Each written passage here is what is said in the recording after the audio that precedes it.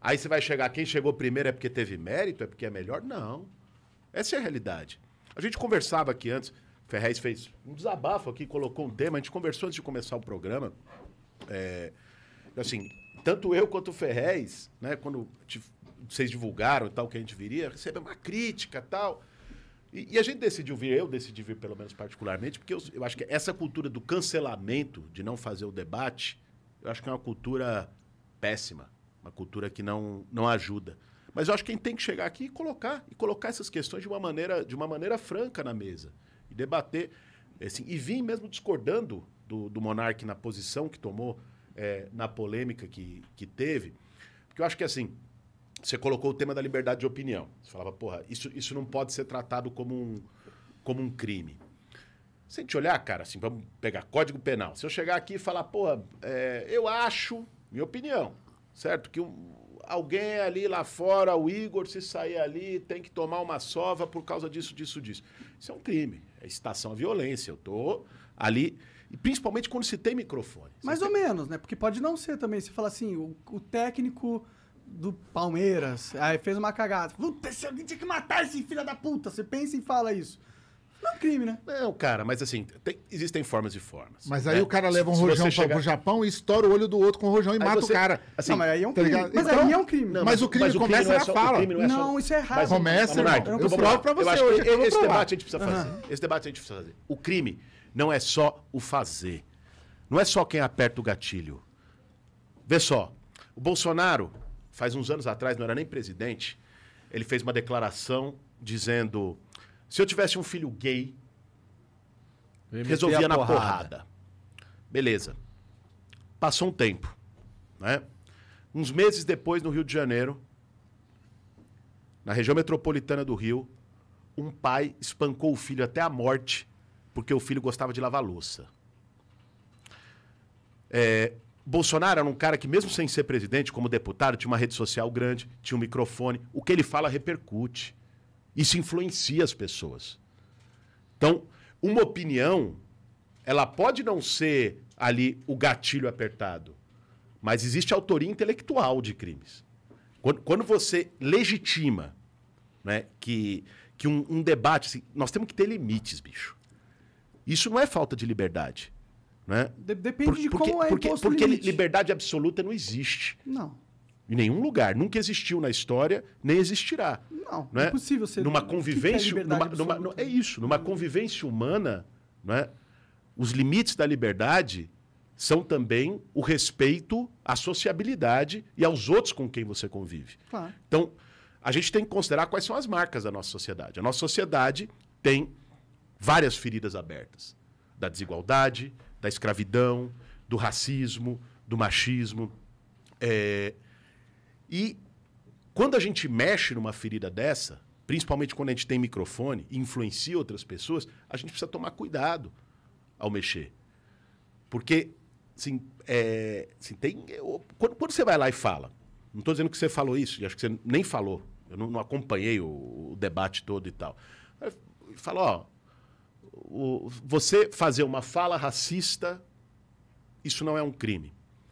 Isso pode impactar no sentido da normalização. O Bolsonaro teve esse efeito no Brasil. Algumas coisas que as pessoas tinham receio de dizer, porque quando elas diziam, não pegava bem. Você chegava e dizia, alguém tem que morrer. Né? Negro, quilombola, pesa 7 arrobas, é inferior. Mulher serve para lavar louça. A sociedade começou a rejeitar esse tipo de coisa e com muita razão. O Bolsonaro chega e diz todo esse tipo de absurdo à luz do dia. Tortura! Tinha que ter matado mais! E por aí. Qual é o resultado disso? O resultado é que isso vai... Aquelas pessoas que de algum modo pensavam assim, mas estavam limitadas por dizer, porra, isso não dá. Elas saíram do armário e todo esse sentimento agressivo, de ódio, de intolerância, de violência tomou as ruas. Essa situação conflagrada que a gente vive no Brasil hoje. É difícil fazer essa conexão, na minha opinião. Por quê? Então, porque é muito simplista. Então eu vou te perguntar uma coisa. O que a gente fez aqui no começo do programa? Em que sentido? Conversar? A gente fez uma propaganda. Ah, sim. Você estimulou as pessoas a comprarem. Claro. Porque você acredita que as pessoas seguem você e falam, puta, esse cara falou um bagulho legal, eu vou nessa. Mais ou menos. Eu acredito que o fato de eu falar sobre algo e as pessoas perceberem, ou verem, vai causar uma decisão interna onde ela vai falar se ela gosta da ideia que eu propus para ela ou não. Se ela gostar, ela pode ir um pouco mais a fundo e comprar. Pronto, você respondeu. Sim, eu entendo. Mas aí que tá. Eu entendo que falas podem ser nocivas para o ecossistema do social das pessoas. Concordo plenamente que pode ser nocivo. O que eu não concordo é a gente passar leis para diminuir esse problema, entendeu? Por quê eu não concordo? A partir do momento que você põe uma lei e você dá esse poder ao Ministério Público ou a um presidente decidir o que pode ser dito ou não, ou seja, você começa a colocar regras no que pode ser dito ou não, você abre margem para interpretação, para quem estiver no poder, começar a tirar a voz de inimigos políticos, a voz de grupos minoritários sem força. Mas entendeu? isso já existe, Monark.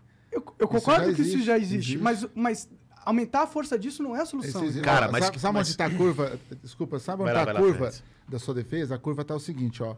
Você está dando um argumento que serviria para as pessoas que precisam. Mas quando você dá esse argumento, ele serve a quem não precisa. Tá ligado? É só discernir, ó. Eu fui preso por apologia ao crime, porque eu escrevi um artigo para a Folha de São Paulo por causa daquela coisa do Rolex, que foi roubado, e eu pus a minha posição em um conto. Ou seja, um conto é uma ficção. Eu inventei um personagem que foi lá e roubou o Rolex, vendeu e comprou uma casa. É uma ficção, beleza? Mas eu fui preso por apologia ao crime. Sabe eu acho isso errado. Então, mas sabe por quê? Então, mas aí o seu ponto de vista está certo. Porque é o seguinte, eu fui preso pelo lugar de fala que eu tenho.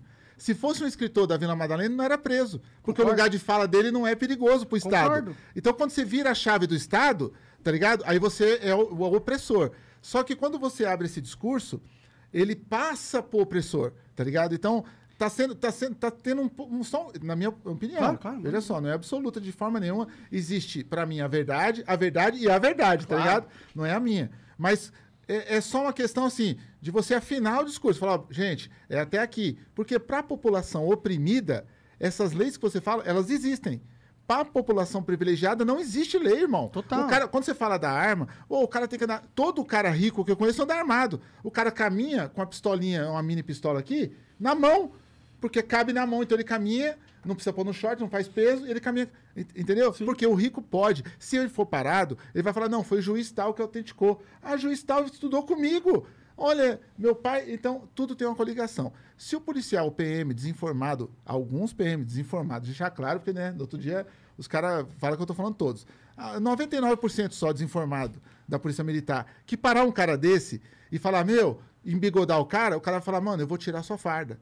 E o cara tira a farda dele, mano. Quando você vê as pessoas gritando, eu vou tirar você do posto, é porque faz mesmo. Então, a elite já tem esse favorecimento todo. Esse direito que você prega, que é legal, libertário. Eu sou um cara que eu fui do movimento punk, irmão. Tá ligado? Sou anarcopunk também. Então, eu me considero faça você mesmo por isso. Não ser apegado a ninguém. Agora, isso já existe, irmão. Não, isso se chama ser rico. Aí você pode fazer o que você quiser, mano. E eu concordo você quiser nesse país. Com você, nesse sentido. A gente vive num país onde a lei só funciona pra quem é pobre. Se você é rico, você pode atropelar alguém bêbado e foda-se, entendeu? Porque você paga um juiz foda, um advogado foda e você tá livre. Esse fato eu nunca vou discutir. Eu só acho que, em vez da gente foder quem tem o privilégio hoje, a gente tinha que estender o privilégio pra todo mundo. Tirar essas leis. Eu acho um absurdo você ser preso por escrever um conto e dar a sua opinião. Entendeu? Sim. Isso é um absurdo. Essa sociedade que tem esse tipo de lei é uma sociedade que está errada. É uma sociedade que tem que se fazer uma auto-reavaliação e tentar mudar. Então, mas a divisão... só, sim, cara, assim, ninguém está defendendo aqui criminalização absoluta. Né? Isso é uma sociedade autoritária, ditatorial. Qualquer coisa que você fizer pode entrar num artigo tal que vai te ferrar. Agora, existem pontos que são pontos sensíveis na sociedade. Claro. Cara. O racismo é um deles. Sim. Você ter uma lei que criminalize o racismo, e racismo não é só você chegar, no exemplo que o Ferrez deu, e dizer, eu não vou te contratar não porque você é negro. Racismo não é só uma ação, por exemplo, de uma força de segurança que trata diferente uma mulher negra lá no fundão de Parelheiros, que teve o pescoço pisado no ano passado, não é? De um homem ou de uma mulher branca nos Jardins que recebe o sim senhor, sim senhora, está precisando de alguma coisa. Racismo também se dá pela palavra. Claro. Né? Racismo também se dá pela ofensa. Então, você estabeleceu um mecanismo que fala, ó, aqui tem uma fronteira. Aqui não. Cara, pra gente superar as feridas que a gente tem, a gente precisa de reparação. Pega a polêmica que deu o negócio da estátua do Borba Gato, por exemplo. Vê só, o Brasil tem uma tradição, a gente falou disso agora há pouco, uma tradição que é de fazer transição por cima. Uma transição por cima mantém a ferida aberta.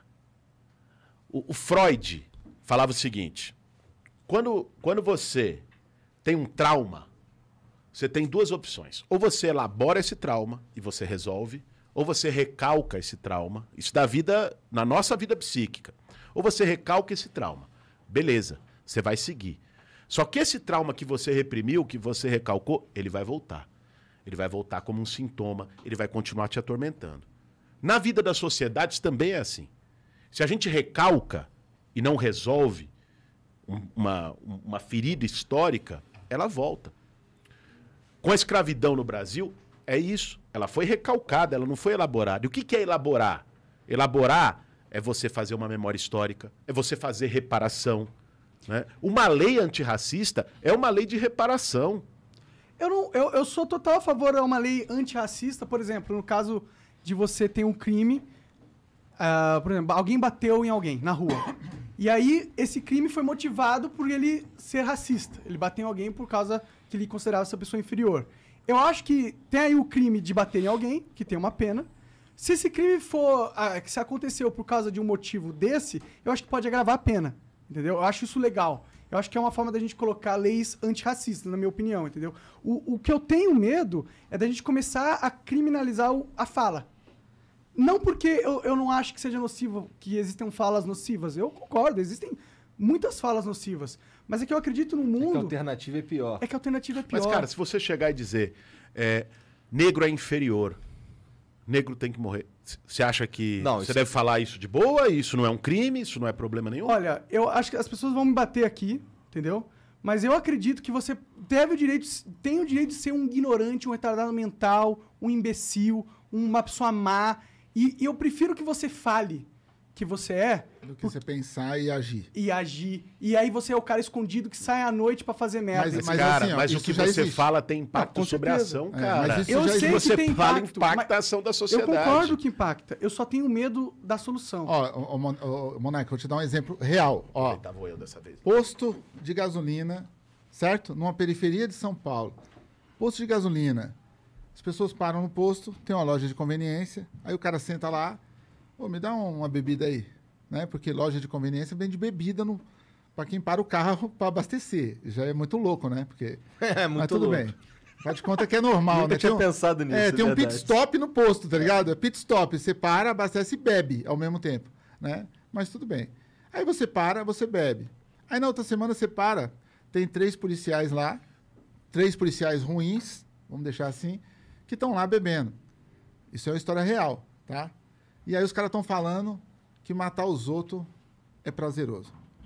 Por que matar os outros é prazeroso? Porque dá uma adrenalina, mano. Quando você vai matar o cara é um pilantra, o cara é um vagabundo, o cara é um pedófilo, o cara merece morrer, mano. Então, ele começou com pilantra, passou por vagabundo e aí virou pedófilo em 3 segundos. Que nem o caso seu. Você era um cara que falou sobre racismo, depois você virou racista. Não, depois... eu falei sobre liberdade de expressão. Liberdade de expressão, é verdade. Depois virou sobre racismo e depois todos os podcasts já eram racistas. E por aí vai. Mas aí o que acontece é isso. Vamos lá. Os 3 policiais estão comentando que matar os outros é da hora, que matar vagabundo... Valeu. Matar vagabundo é da hora. Aqui, para não gelar? Sim, uma parte. Outra parte eu vou socializar, não. Matar vagabundo é da hora, que matar as pessoas é pedófilo. Aí de vagabundo virou pedófilo, porque tem um caso ali que a mina sofreu um estupro, e aí ninguém sabe quem é o culpado, mas sabem que tem um cara ali que vai para julgamento, não vai, então tem que matar esse cara. Aí o cara que tá bebendo ali um cappuccino, ele senta na mesa. E ele fala, mano... E aí isso chama cultura. Cultura. Bactéria no meio é cultura. Uma bactéria no meio é cultura. Aí ele senta ali e ele ouve a história. Porra. Quem é o cara mais foda pra você andar no mundo? Jesus Cristo. Certo? Uhum. Esse cara já era evangélico. Ele já andava com Jesus Cristo. Eu tô contando pra vocês uma história real. Ele já era evangélico, já andava com Jesus Cristo. É o cara mais foda que tem. Ele colocou os polícias falaram, mano, É isso mesmo. O cara falou, pô, eu posso colar com vocês? Pode. E ele começou a colar. E ele trouxe um primo dele. E ouviu os polícias. Os polícias falaram, mano, vagabundo tem que morrer, irmão. Tem que matar. E aí os caras criam um bagulho chamado pé de pato, que é matar as pessoas porque estupram as filhas das pessoas. Então, o debate foi resumido, né? A nisso. É pedófilo, então tem que morrer. Todo mundo... Tem tatuagem? Pedófilo. Tá fumando maconha? Pedófilo. É o monarca? Não sei. Tá fumando maconha? Pedófilo. Então vamos matar também. Aquela cultura, ela se vendeu dessa forma. Sabe onde foi parar isso, irmão? O dono do café, não os polícia, não o cara evangélico que colou, não o primo dele. O dono do café ouviu as ideias. E o dono do café comprou uma serra elétrica, irmão. E o dono do café cortava as pessoas depois que os polícias matavam. Ah, cara, virou toda uma gangue sinistra. Você entendeu? Olha o poder da palavra. Por isso que Hitler escreveu um livro chamado Mein Kampf. Porque ele vendia Minha Luta e a pessoa lia o livro e falava, eu compro, irmão. Eu compro isso aqui. Então, a Bíblia até hoje, ela manipula muitas pessoas, né? Quando ela é usada de forma errada, a Bíblia manipula, ela cercia. O Torá faz as pessoas se matarem, certo? Faz as pessoas explodir bomba. Então, a interpretação que se dá através do argumento, ele cercia e ele elimina o ser humano. Então, tudo começa na palavra. A palavra, eu não creio em nada, tá ligado? Místico em nada. Mas a palavra, no primeiro livro, e eu li a Bíblia várias vezes, no primeiro livro da Bíblia, qual é a primeira frase que existe? E no começo era o verbo. E a partir do verbo que nasce tudo. Não foi no começo era a luz, no começo era o sol, era o mar. Não, irmão. No começo era o verbo, porque o verbo fez assim, ó. E faça-se a luz. E faça-se a escuridão. E faça-se o inimigo e faça-se o amigo. Então, no começo era o verbo. O verbo, ele é capaz de tudo. Tá ligado? Eu posso transformar a audiência contra você, por isso que eu falei, você tem que tomar cuidado. Ao vivo é foda. Ao vivo a pessoa rouba a mente da outra. Tá ligado? Você traz um pastor aqui, ele converte 2.000 pessoas no seu programa, ele converte. No outro dia o cara repensa a vida dele toda. Entendeu? O verbo é poderosíssimo. Então, quando você coloca o seu argumento, e você tem total liberdade para colocar. Só que não esqueça, mano, que a gente tá num país que, nesse momento, todo o argumento tá em pró. Esse cara aí, quem tá gerenciando é esse cara. Quem já errou em votar nesse cara, que hoje tá fazendo alguns, né? Que não é todos, infelizmente. Alguns, que quem votou, em vez de comprar gás, nós voltamos a conversar, cara.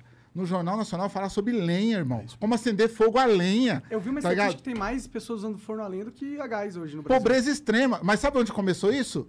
Ódio ao homossexual, ódio ao homoafetivo, ódio ao negro. Começou nisso, porque quem votou nesse governo uma parcela, 20%, 15%, 25%, são pessoas que odeiam, sim, as pessoas se amarem, né, do mesmo sexo. Elas odeiam, sim, as pessoas serem negras. Então, o argumento começou nisso. E é nesse estado que a gente está vivendo. 20% das pessoas. Eu sou um pouco mais otimista que você, Você é bem otimista mesmo. Eu sou mais realista. Pode ser.